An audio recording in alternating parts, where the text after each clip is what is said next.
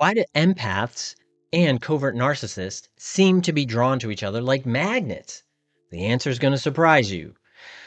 And oftentimes you may be asking yourself, are you mistaking emotional depth for love only to end up drained and manipulated?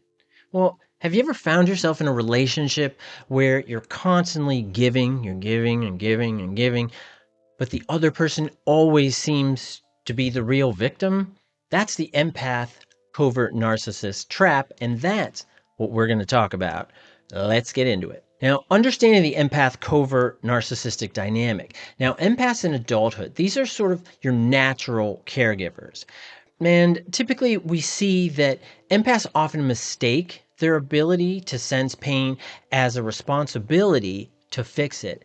Empaths in this context, people that are very emotionally in tune with themselves, and they're also tend to be particularly sensitive to others. Now, in some ways, this could be like a highly sensitive person, and you're that empath and you feel that emotion in others. And sometimes you can feel it so intensely. For example, Sarah, she's a 36-year-old therapist. She prides herself on being compassionate. She's always been the go-to person for her friends in crisis and attracts partners who just need a little love to change. And that's the important part for Sarah, to change. And that's tricky. We're going to talk a little more about Sarah in a minute. Now, your covert narcissists in adulthood, these are your silent manipulators. Now, they're unlike grandiose narcissists. Covert narcissists, they can appear vulnerable, self-doubting, and insecure, making them really hard to recognize. Because when we're talking about narcissism, we really anticipate the classic type of narcissism, which is the grandiose or overt type of narcissist. And this is the very haughty, showy, how great I am. They belittle you so they feel super important. Your covert narcissist, what happens is that they have that same need for attention, for recognition, for specialness, but the way they get it is by saying that they are in so much pain or that they suffer so much. That's what makes them unique. So that's the narcissistic component. And in working with them in therapy, this is particularly tricky because they often really embrace the victim stance, and which, some people have absolutely been victimized, and understandable because of their past experiences. But for these individuals, for your covert narcissists, because they embrace that victim stance, that victim idea, that as you're working with them and you try to empower them, they don't want to let go of that victim idea, that victim label, so to speak. So because it is attached to their personality. So what happens is they're resistant to that, and typically they end up getting frustrated. Now, if we talk about Tom, he's 42 years old. He tells Sarah about his tragic past. And he has a terrible childhood, which he experienced a lot of neglect. And he also explains how no one ever truly understands him. Now, he praises Sarah's empathy, but subtly makes her feel guilty if she ever prioritizes herself. See, and you may experience that in your relationship if you're with someone who's a narcissist, but in this particular video, we're talking about covert narcissists. And you may feel that, like, if you ever talk about yourself, you have this feeling of guilt, not because it's a self-worth issue, which is, I don't feel like I'm important enough, I really shouldn't talk about myself. This is because the other individual minimizes your experience, or they directly or indirectly make you feel bad for talking about yourself. So then you have the sense of internal doubt, and where you feel bad, so then you talk about yourself less, which opens the door to the narcissist talking more about themselves. You're giving more time, more airtime for them to talk about themselves. The empath and the covert narcissist, why they attract each other. The empath is drawn to the narcissist's wounded soul, so to speak, and wants to help. The empathic individual wants to help here. Now, the narcissist thrives on the admiration and seeks an emotionally generous partner, which in this case tends to be the empath. Now, Sarah finds herself staying up late, comforting Tom during his bad nights when neglecting her own needs and her own responsibility, perhaps her own family members too. And that becomes super duper problematic. Now, there are psychological traps that keep these folks stuck, the red flags that empaths often ignore. This is, like I mentioned a moment ago, playing the victim. Covert narcissist, this is something that they tend to do very, very often.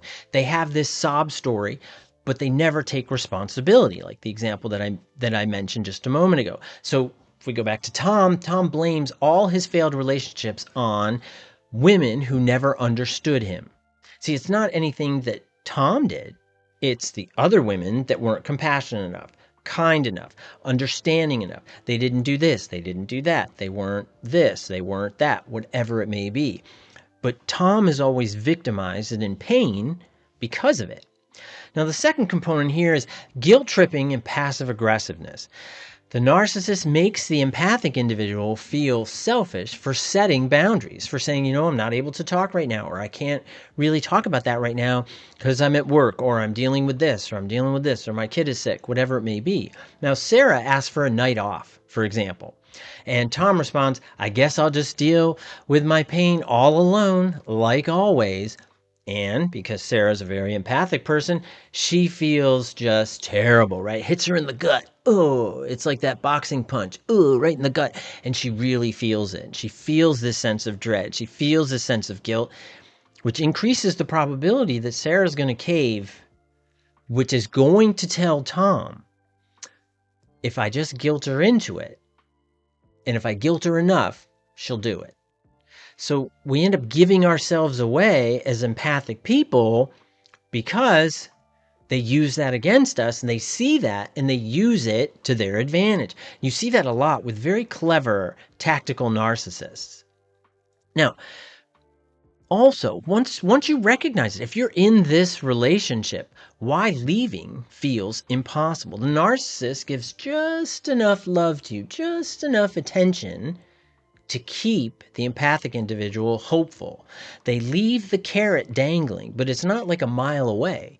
It's like right in front of your face, just out of your reach. For example, every night, Tom floods Sarah with affection, making her believe maybe he does care.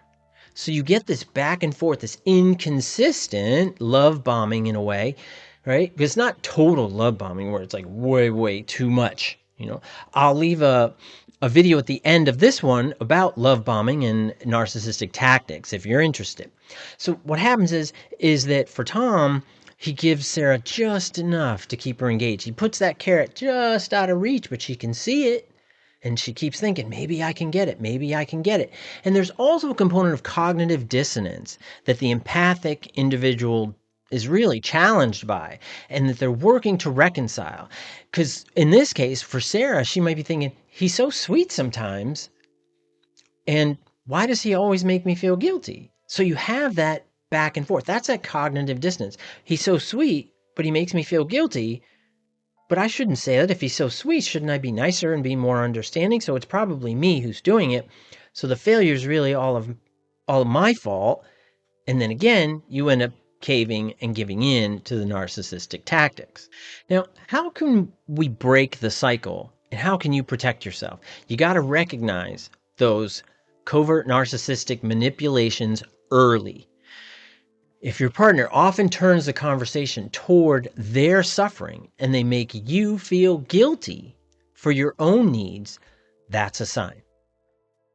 You got to be aware of these things and don't rationalize it away. Pay attention to it. Don't, try to resist that gaslighting tactic. You want to push back against that as much as you can. Trust your actions over words. Do they actually change? Is that covert narcissist? Are they actually going to listen to you more if they say they are? Are they actually going to be more compassionate if they say they are?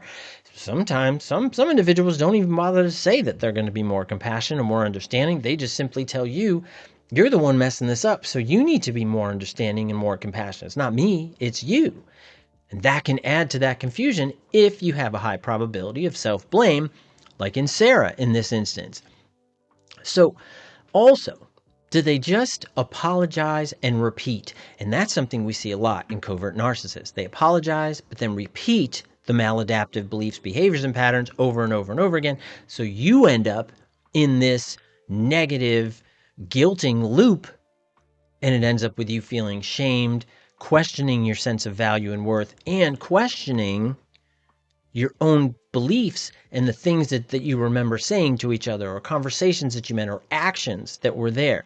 Remember, focus on those actions. The actions are going to tell you more than their words ever will.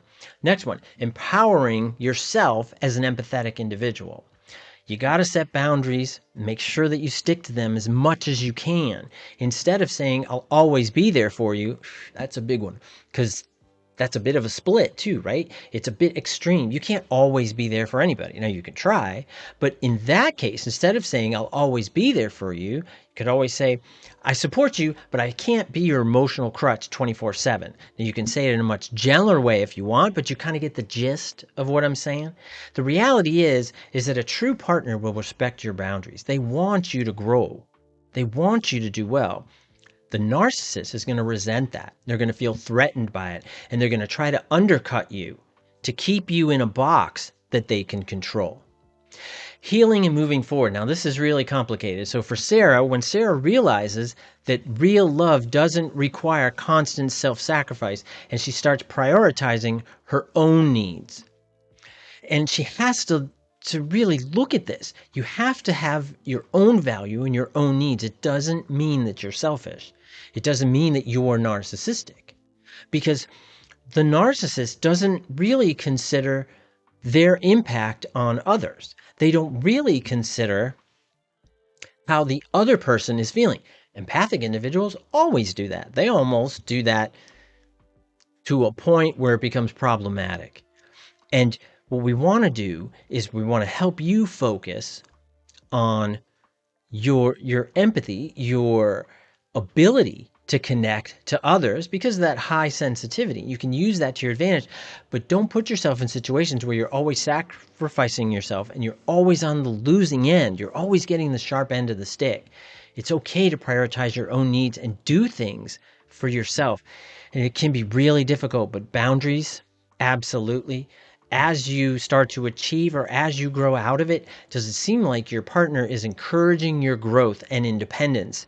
In healthy relationships, each individual has a degree of independence, but there's also a combination of both where you both come together and you work together to grow in the relationship. But you have to have the independence. You have to, in order for the relationship to succeed. You can't be your relationship. And I think that becomes a big problem with a lot of empathic individuals, is because they feel so much, they often feel enmeshed with the other individual. But covert narcissists use this to their advantage and to the empathic individual's disadvantage. So have you ever felt like you were trapped in a relationship like that? I mean, what helped you break free? Please leave comments. Let us know. And think about, why are you attracted to a narcissist? What is it about that? Now, I have a video on that you might find useful as well. I'll also put that at the end of this video so you can check it out. So I really hope that you found this helpful, and thank you very much for your time and attention. I appreciate it. Take care. Bye-bye.